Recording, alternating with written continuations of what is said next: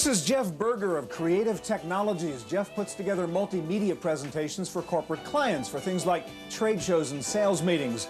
And to do that, Jeff uses a computer he says offers the best combination of price and performance, the Amiga 3000. Now, for Amiga fans, the rest of the world just doesn't seem to understand the beauty and power they find in this multimedia marvel from Commodore. Well, we'll try to help you understand today as we take a look at the latest hardware and software for the Amiga on this edition of the Computer Chronicles.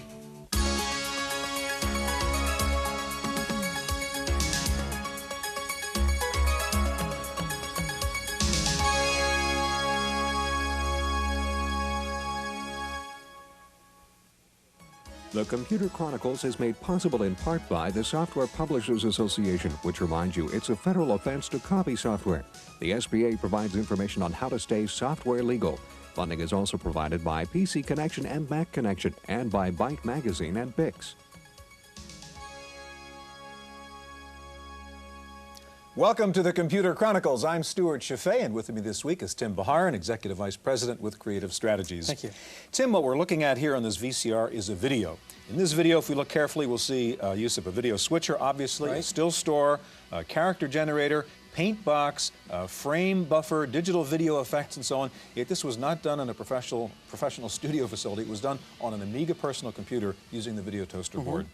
Pretty impressive stuff. Yeah. Despite this, the Amiga is kind of a mystery to me. You know, if you go to Europe, or certainly if you go to Germany, the Amiga is a mainstream business computer. Here in the States, it's still a kind of narrow niche machine. What is the difference? Well, Commodore suffered from the image of being a entertainment computer from the early days, and then also from what we call the chicken and egg syndrome. In order for them to attract software developers, they needed to have many machines on the market. But in order to have many machines on the market, you had to get distribution. Right. And because of all the competition and other things that were going on with other operating systems, they've really had some struggles. But they're starting to make a fairly strong comeback because of multimedia computing and things like this. Well, Tim, today we'll look at the newest version of the Amiga, the Model 3000, and we'll see the newest software for the Amiga, including a brand new animation program from the Walt Disney Company, the new Amiga authoring system called Amiga Vision, and the newest version of the video toaster. Now, since the Amiga has not garnered a lot of dealer support or third-party developer support, Amiga users have had to figure things out the old-fashioned way with users groups. We're going to begin with a visit to the original Amiga users group in Palo Alto, California. The first Amiga users group began life in 1985 with a handful of people meeting informally at a neighborhood church in Belmont, California. Since then, FOG's meetings have become bigger and noisier, sometimes attracting over 1,000 people. Because of its increasing size, the monthly meeting is now held in the formal surroundings of a hotel conference room. It draws a mixture of Amiga aficionados ranging from computer hackers to Commodore 64 converts. Like most other users group, this one picks up where dealer support leaves off. This sort of a club is intended to provide to the users basic information in developments in new computer technology that might apply to Amiga, new concepts and information about current product offerings, developments of previous product offerings, as well as an ability to solve problems that they might encounter in their computing. The evening meeting consists of a question and answer session and, on occasion, a field report on an Amiga user. But unlike some support groups, FOG is also a forum where people and companies can come to show off their newest programs for the Amiga. This user group was different because of the size of it. A lot of software companies sort of heard about us, and they were willing to pay to come across the country to demo the product firsthand. So we got to see most software that nobody else has seen firsthand. A lot of software were actually premiered at this meeting, so that made it very popular. For the Computer Chronicles, I'm Susan Chase.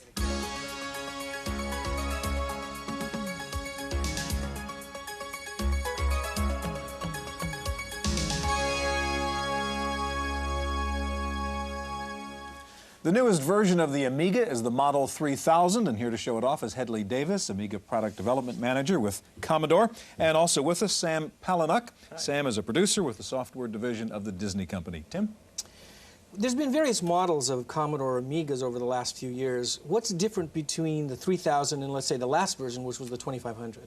Well, the 2500 was a 68030 based machine, which was built up from several different cards in our base 2000 machine. And what we've done with the 3000 is we've taken the general expansion cards that most people use and embedded them directly on the motherboard of the 3000. So for example, we have a hard disk controller built right onto the motherboard, 32 bits wide. We've got up to 16 megabytes of fast memory and 2 megabytes of chip memory directly on the motherboard. And we've got a display enhancer giving you better video output directly on the motherboard. All these things combined together, being the key peripherals that people used on 2500s, are integrated directly in the machine, and that allows us to bring the machine in at a lower cost for the consumer. You've also got a new operating system, is that right? Yes, we do. This is Amiga DOS 2.0. This is our new release of the operating system. It's very important for people because it's a much more professional environment to use. Some of the features of Amiga DOS are, as in many different machines, is we have preferences so that you can adjust the display to your own personal taste. For example, you can change the colors to whatever you feel is appropriate. There's also abilities to modify fonts. On this particular machine, we're running it in a VGA mode, and you can see that the fonts are very small here and they're difficult to read. So what I can do is I can pick much larger fonts and use those, and hence we have fonts, what we call fonts for the blind, or it's much easier for the people at home to see. In addition to this, we bundled the machine with a software package called Amiga DOS 2.0, excuse me, Amiga Vision. Yeah. And Amiga Vision presents a method of gluing output from various sorts of programs together so that people can do presentations. And this very small thing just demonstrates 3 screens that are put together using a package called TV Text, and they're shown one at a time. And it's a very simple demonstration. Lou Wallace is going to be showing us something much more advanced later on in the program. All right, Sam, I want to turn to you, and we all know the Amiga as an animation machine, as a creative machine, multimedia, and so on.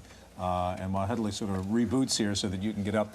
This is now, I understand, the first animation program out of the Disney people. Yes, who, of course, the animation people. Yes. And what was the theory in bringing this out on the Amiga platform first?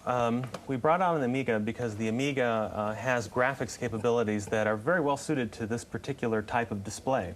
All right, show it to us. Let's see how this works. I'm very happy to. Let's boot up here. Here's the animation studio. And what I'll do is I'll just create a very quick animation for our eyes here. Okay. This is in real time. No magic. Yeah. Oh, and you're not an artist, right? Yes. Anyone who knows what they're doing will know that this is not an artist. This is not an artistic endeavor. But you can see that the animation studio allows me to see back through the paper. Right. Simulation of paper. So we're seeing several cells at once, basically, is that right? And it allows me to get very accurate control over what's happening, and I can see what's going on in the background, which allows me an incredible amount of control. And you can see here in just seconds, I've been able to create an animation before your eyes. Nice. In addition to having an easy-to-use animation package, we also wanted to not just drop the user off there. We wanted to help them out by providing a variety of animations that they can actually learn from. Animated clip art, in essence. Yes. These are the fundamental lessons that animators are actually taught. And you can see that I can see through this and study it. We provide several of these that cover all of the basics of animation. In addition, we've included animations from the morgue, films and shorts. And this is what a Disney animator was able to do with that very same notion, using quite a bit of exaggeration and just basic Disney magic. Could we see something in color? Yeah, absolutely. The program also fully supports color, and what I'll do is I'll take one of the included animations and color it in for you very quickly.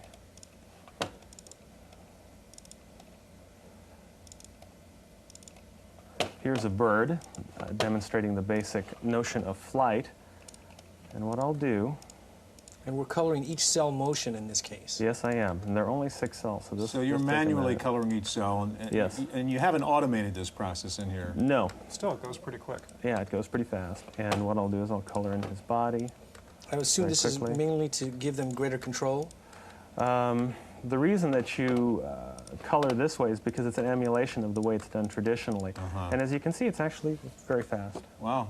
That's great. In addition to these animations, we've also included a completed animation, we set loose one of our Disney animators and said, what would you do with this package? And that's this animation here. It's included with the package. And this was created using this software? It was painted and superimposed on the backgrounds with the package. Wow. And we're very proud of it. Here you can see Donald is using a computer, and he's loading his animation. It's taking a little longer than he's expecting.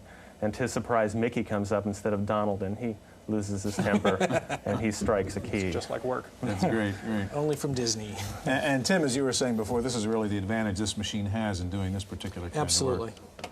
All right, gentlemen, thank you very much. Thank you. Well, while the Commodore Amiga has never gained the market acceptance of maybe an IBM or an Apple, it can gloat just a little bit for over at Hewlett-Packard, where they make some pretty good computers too. When they wanted a computer to do animation, they bought an Amiga. Here's a report. D was the correct answer. Everybody Engineers at Hewlett-Packard use the HP corporate television network to feed technical training and product updates to HP staff around the country. To illustrate some of the abstract technical concepts and the inner workings of the HP products, the engineers use colorful 2D animations created on an Amiga 2500. The video producers at HP's Information Technology Education Network say they had some very specific requirements in mind when they bought their Amiga computer 2 years ago. One of the things was the fact that I could import artwork, clip artwork that we have in our own HP drawing packages and easily move it into whatever system we're using. Secondly, it had to support NTSC video, had to support overscan, had to be easy to use, had to be something where I could just pull software right off the shelf, put it into the system, just go down to any local store and get it.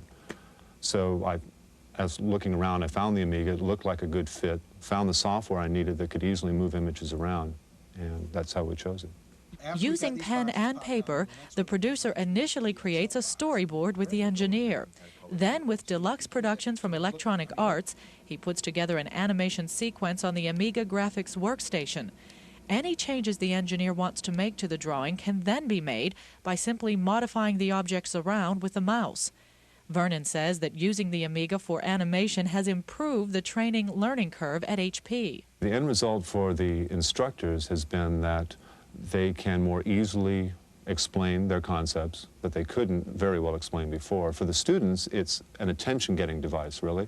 It's something where all of a sudden they're used to seeing static graphics, and then to see this thing come to life on the screen, again, where the instructor can point, annotate, and even walk into the graphic using a blue screen, is pretty exciting. It gets them involved. For the Computer Chronicles, I'm Maria Gabriel.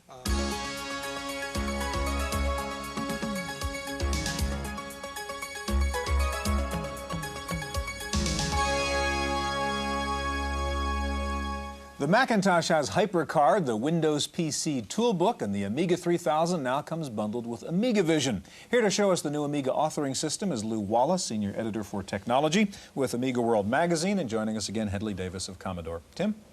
When I think of authoring systems, I usually think of really complicated programs, but I understand this is really easy to use and more iconic. Tell us a little bit more about how you view authoring systems. Well, as far as AmigaVision, as far as an authoring system, is really an icon-based, object-oriented graphic programming language.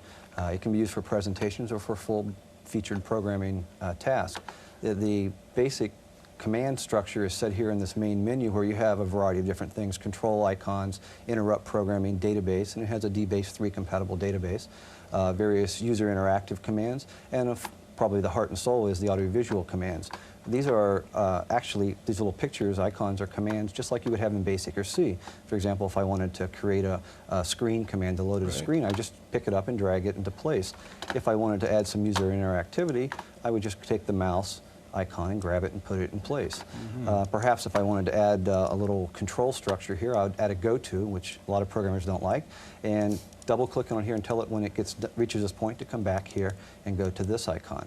And you can see now that it points back. Now, I've actually just created a whole program while we were talking. I didn't really define what I wanted to do. Yeah. So if I was to double-click on the screen icon, I bring up a requester, which is where I put in all the parameters for the commands. Clicking on the directory command button here, I can load up a predefined screen, such as one of my favorites, the Stooges.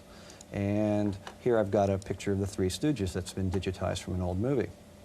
Now, if I could just present this and show the image, but to make it interactive by clicking on the mouse command, I can go into an object editor, which allows me to create interactive hotspots on the screen. And here I've loaded the image to preview, and I'm going to add some user interactive hotspots here. We'll start with Curly, and I'm just going to outline him very quickly.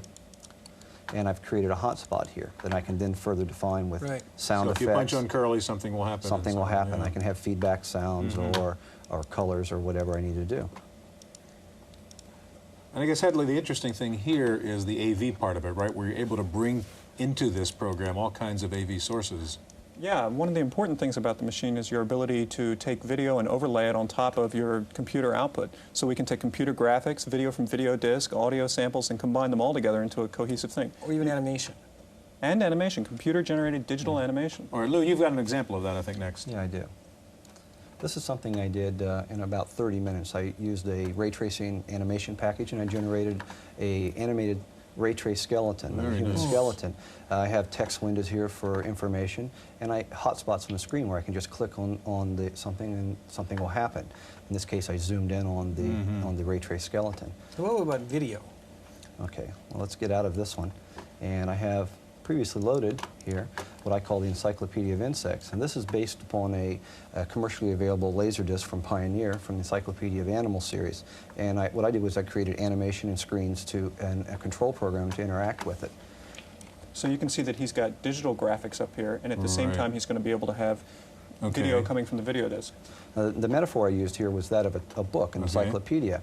If there was something I was interested in here, I could simply click on it and we'd get a full motion video sequence. If it wasn't something I liked on this page, I just click the next page gadget and we actually get an animated page turn. Okay, so pull up some video for us. Let's say that we're interested in leafcutter bees, for example.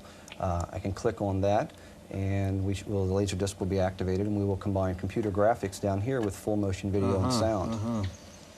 The leafcutter bee this is completely controllable by the user. For example, if there was a frame here that I was particularly interested in wanting to study, I could just click on it on the frame and pause wherever I liked. And then if I didn't really like that, I'd hit the done button and go back to the menu. And again, you were able to create that all yourself, you say, in a couple days under Amiga Vision. Actually, a couple evenings, yeah. Really? Using Amiga Vision and various Amiga graphic programs because everything's fully integrated So what together. you're really doing is you're going out and getting multiple sources. In this case, you're getting video. In the earlier case, you were getting art and animation. Right. And then you're using this iconic authoring system to tie it all together. That's right. It's all done with graphic commands. That's what makes Amiga Vision a little easier and less intimidating to the average user as opposed to more traditional computer All right, languages. Lou Hedley, thank you very much. In just a minute, a look at one of the hottest Amiga add-ons, the video toaster, so stay with us.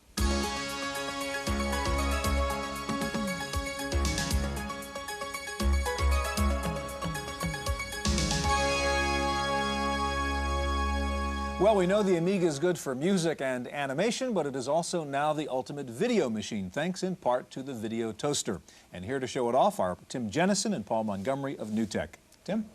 Now, let me see if I get this straight. In the past, to do a bunch of video controls, I've had to have machines that were $500,000, $100,000. Now I'm going to be able to do this with this card for $1,500? Absolutely. Thanks for having us here. We showed the toaster recently at the National Association of Broadcasters show, and this is where the engineers go to buy their stuff. And they came by the booth and they said things like, this is unbelievable, this is revolutionary that you can do this in a box for this price. And this is what they were excited about. This is the video toaster card. And when you plug this into your Amiga 2000 or 2500 and put these discs on your hard drive, you have the equivalent of a television studio. All right, Tim, we want to take a look at some of the things you can do with the toaster. First of all, tell us what the physical setup is here. What do you have? Okay, I've got my own cameras here on corners of your table. Okay, so we've got your two little cameras here. Right, and the toaster's installed in this Amiga 2000. And the cameras are sort of inputs into your toaster control room, if you will. I can take up to 4 cameras or VCRs. Okay. So first of all, the first thing you can do with 4 inputs is you can use the video switcher. So I've got one camera here on the screen. I can now do transitions from one camera to another, like this wipe. Here's some other wipes. Okay, here's so a wipe with a border. And the basic dissolve, which any good $20,000 switcher can do, I guess. But where it gets interesting is the digital video effects. Now, this is the part that you've never had in a home studio before, or low-end production. That's for sure. The digital video effects are the most expensive. They can sell for equipment up to $20,000 to $50,000 just for that. And it's a lot of fun. Okay, here's an effect that I like a lot. If I could ask you to sort of get out of this shot for a second. Get out of your camera's way. Okay. That'll do. Okay, go ahead and sit back up again. Okay. And I'm going to beam you into your chair Star Trek style. Energizing. Oh, I like it. I like it. That's great. Okay, the next major element of the toaster is the paint box, or the video paint system. And with that, you can create your own graphics. And what makes this different than, say, a computer paint program is the signals that come out of this are broadcast ready. You can put it right on the air. It has 16.8 million colors, and you can do a lot of interesting things. Tim's loading up a picture here. Yeah, here's a frame that I created in probably 20 minutes or so. You can freeze live video and bring it into your paint box graphics. Okay, another major piece of this is the character generator. And a character generator is sort of an electronic typewriter, and you can put anything written on the screen, such as rolling credits. Right. I can roll sideways too. And what sets this apart from sort of a character generator you'd find in your camcorder is that we have really much higher quality. Again, 16 million colors and 35 nanosecond resolution, which is the same thing you'd see on a network program. And here's a screen that takes advantage of those features. Okay, what the people at NAB were most excited about was the 3D graphics system, which I'm entering right now. And with that, you can create a computer-rendered animation. Let me load a scene here. I've taken your Computer Chronicles logo and entered it into the 3D database here. And with this system, I can set up the start and end points of the animation. And then once I've got the camera angles and lighting and color all set up, then I render out to videotape. And we have a tape here. Yeah, if we could roll that piece of video and see what the end product was here.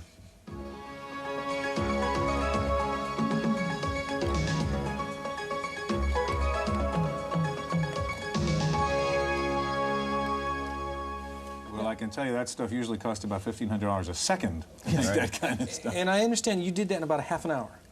To set up the thing. To render it, it took a few hours to do. Now, Paul, it does seem like magic. I mean, Tim was mentioning before, how do you do this? I mean, you've got every expensive machine you'd have in a TV studio coming off that one board. I mean, what's the trick? Part of the magic is the Amiga. The Amiga of all the computers in the market is the only one set up with video timing. So you can easily add the circuitry we needed to do it. In the toaster, we have 4 custom chips, and those custom chips give the horsepower to do everything.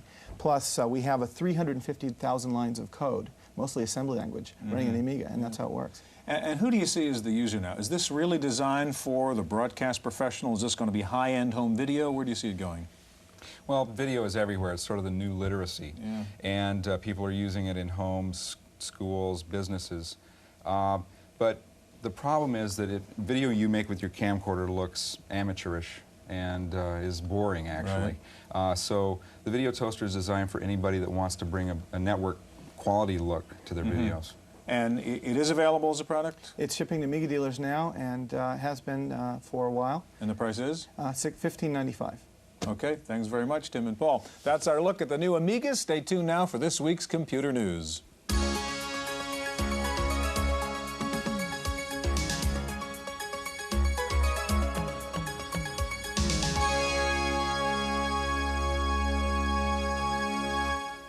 In the random access file this week, notebook-sized laptops were the rage at the Fall Comdex show in Las Vegas. Texas Instruments was the latest to join the competition for the hot laptop market with its new TravelMate 3000. It features a 20 megahertz 386SX chip with a VGA display and built-in floppy and hard disk drives. It's priced at just under $6,000. Everex Systems rolled out its first ever portable, the Tempo LX, weighing in at just under 7 pounds. This sleek 386SX machine has space for an internal modem, and memory can be expanded from its standard 1 megabyte up to 5 megs. AST Computers unveiled 2 386SX notebook-sized laptops. Both feature 20 megahertz 386SX chips. The lower-end machine comes with a 20 megabyte hard drive and will retail for about $3,000. For another $500, you can get a 40 megabyte hard drive. Both AST models offer the unique ability to replace batteries in the suspend mode without disrupting your work.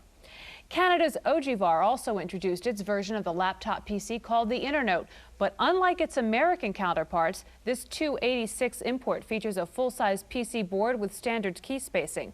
The Internote carries a price tag of just under $3,000. Company spokesmen say a 386 version of the laptop is in the works.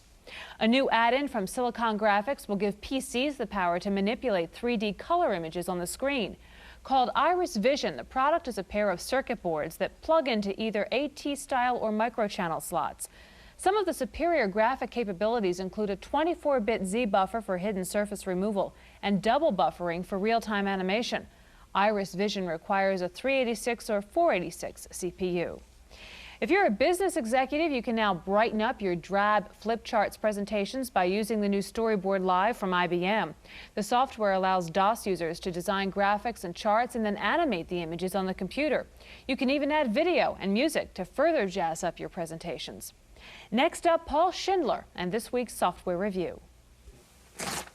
I just love doing this. But you know, it gets a little old and a little messy after a while. Well, there are lots of computerized calendar programs, but the best one we found for the Macintosh is Alarming Events. Now, when you bring up Alarming Events, you can determine how much of the year you want to see, and you can change that anytime you want. It tells you your next appointment at the top.